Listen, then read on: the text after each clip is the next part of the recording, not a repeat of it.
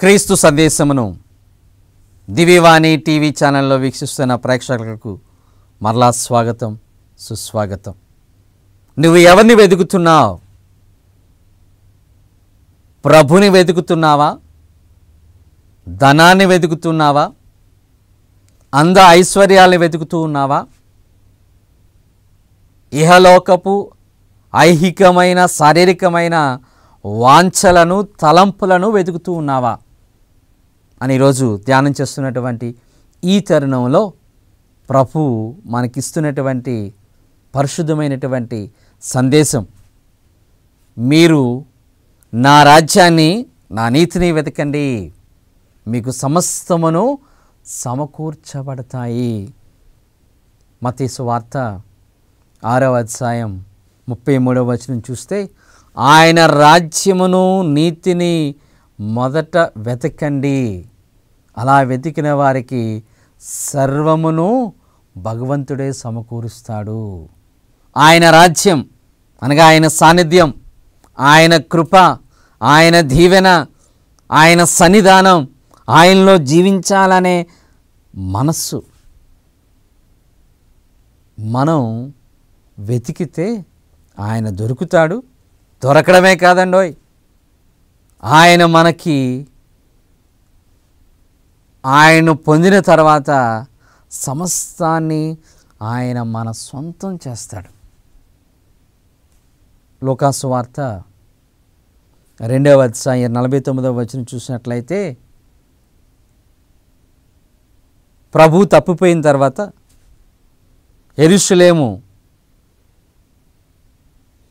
దేవాలయంలో ఈ 12 ఏళ్ల బాలుడు అయిన బాలయేసుని కనుగొన్నప్పుడు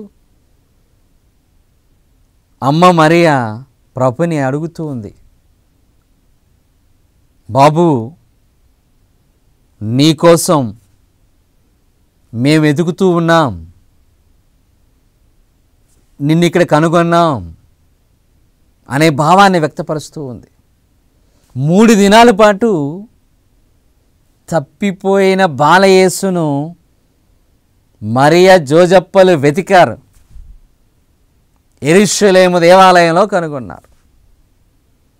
నీవు నేను మనం ఎప్పుడైనా ఈ భావం నీకు కలిగిందా? ప్రభుని కోల్పోయాను, ప్రభుని వెతకటం మానేశాను అని మరలా ఎతికే ప్రయత్నం ఎప్పుడైనా చేసావా? అప్పుడప్పుడు మనం ఆత్మ పరిశీలన చేసుకుంటే మనకి ఈ భావం, ప్రభుని కోల్పోయామా, ప్రభుని మనం మిస్ అవుతున్నామా? 2 వారాలు, 3 వారాలు, 4 వారాలు మన ఆదివారం గుడికి వెళ్ళకపోయినా మనకి చీమ కుట్టినట్టు కూడా అనిపించడం లేదంటే ఖచ్చితంగా నువ్వు ప్రభుని వెతకడం లేదు, ఆయన మిస్ అవుతున్నావు. అందుకే వెతుకు. ఆదివారం అప్పు పండుగ, దేవుని సన్నిధానానికి వెళ్ళి ఆ ప్రభుని వెతుకుతూ ఆ ప్రభుని దివ్య సప్రసాద రూపంలో నీలోనికి రావడానికి, ఆయన్ను పొందడానికి నీ ప్రయత్నం ఏ విధంగా ఉంది? ఉన్నటువంటి పనిపాట్ల వలన బిజీ అనిపించి మనకి సమయం లేదు అనే భావంతో ప్రభుని వెతకకుండా, ఆదివారం దేవుని సన్నిధానాన్ని వెతకకుండా, ఆదివారం భగవంతుని సన్నిధానానికి వెళ్ళి ప్రార్థించాలి, ఆ ప్రభుని పొందాలి అనే తలంపు లేకుండా నువ్వు వెళ్ళిపోతున్నావా? ఐహికమైనటువంటి శారీరకమైనటువంటి వాంఛలతో ఈ ప్రపంచంలో కొట్టిమిట్టాడుతూ నువ్వు దూరం అయిపోతున్నావా? యోబు గారు అంటారు, యోబు గ్రంథం 23వ అధ్యాయం 3వ వచనంలో, ప్రభువా, నేను నిన్ను వెతుకుతున్నాను, నువ్వు నాకు దొరుకుతావనే నమ్మకం నాకుంది. యోబు సర్వస్వాన్ని కోల్పోయారు. ఈయన సర్వస్వాన్ని కోల్పోయే దేవునికి దూరంగా ఉన్నటువంటి సమయంలో అందరూ ఆయన నిందిస్తూ ఉన్నప్పుడు, ప్రభువా, నా దేవా, నాకు తెలుసు నీవు తప్పకుండా నా స్వంతం అవుతావని. Oh that I know where I might find my God ఈ సేస్. నా ప్రభుని ఎక్కడ పొందుతానో అక్కడ నేను వెతుకుతానో అక్కడ నేను పొందుతాను అనే భావాన్ని ఆయన వ్యక్తపరుస్తూ ఉన్నాడు. ప్రియులారా, మనం వెతకాలి ఆయన దొరికే వరకు. మత్తయి సువార్త 7వ అధ్యాయం 7వ వచనం నుంచి 12వ వచనం వరకు మనం చదివితే ఇందాక మనం చెప్పుకునే విధంగా అడగండి ఇవ్వబడును, వెతకండి లభించును, తట్టండి తెరవబడును.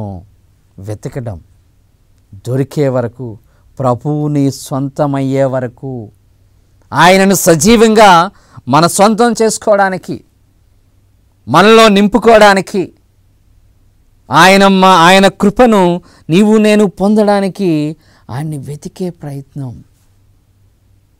ప్రియులారా, ఈరోజు ప్రభు మనకిస్తున్నటువంటి అమూల్యమైన సందేశం యోహాను సువార్త 11వ అధ్యాయం 25 నుంచి 26 వచనంలో ప్రభు అంటున్నారు, నేనే పునరుత్థానము, నేనే జీవము, నన్ను విశ్వసించువాడు మరణించినను జీవించును. ఆయన్ని విశ్వసించేవాడు, ఆయన నమ్మేవాడు, ఆయన్ని వెతికేవానికి పరలోక రాజ్య సోపానం, ఆశీర్వాదం భగవంతుడిస్తాడు. ఆ భగవంతుడి కాపుదల నీకు నాకు మనందరికీ ఉంటుంది. మన దృష్టి, మన మనస్సు పరలోకపు సన్నిధానం వైపే మరల్చాలి, ఉండాలి.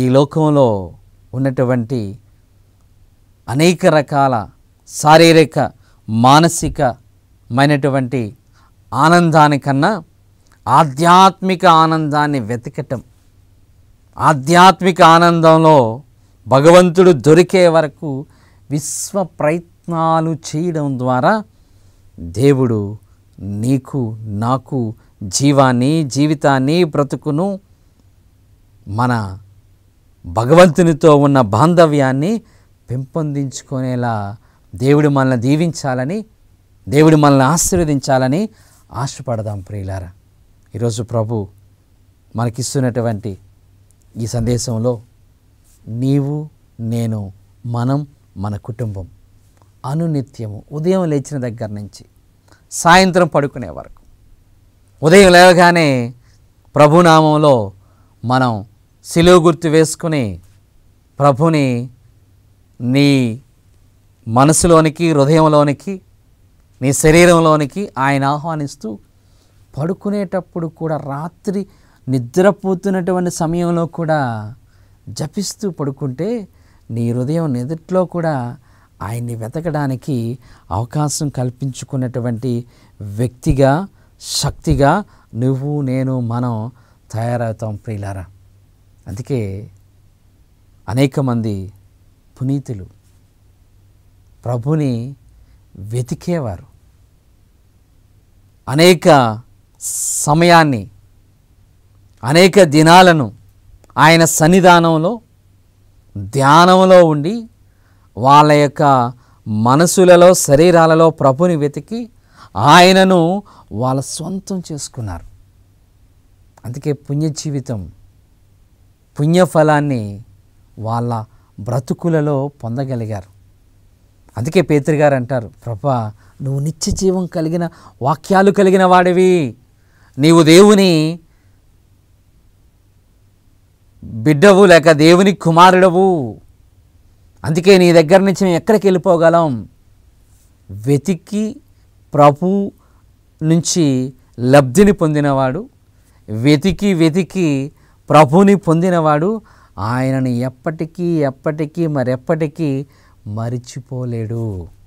ప్రియులారా, ఈరోజు మనకి భగవంతుడు ఇస్తున్నటువంటి ఈ సందేశాన్ని మనం తిలకిస్తున్నటువంటి, వీక్షిస్తున్నటువంటి, ఆలకిస్తున్నటువంటి ఈ సమయంలో మన హృదయాలు నిజంగా ప్రభుని వెతుకుతూ ఉన్నాయా? వెతికితే ఆదివారం ఆరాధన మిస్ అవ్వవు. వెతికితే ఎక్కడెక్కడ ప్రార్థన అయినా ఆ ప్రార్థనలో పాల్గొనాలనే తలంపు నీలో ఉంటుంది, ఆశ నీలో ఉంటుంది, ప్రభుని సొంతం చేసుకోవాలనే మనస్సు నీకుంటుంది. ప్రార్థించుకుందాం. చేతులు జోడించి కళ్ళు మూసుకుని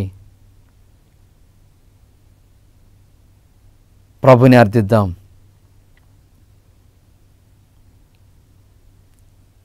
సర్వశక్తిమంతుడైన దేవా, మా హృదయాలు, మా కుటుంబాలు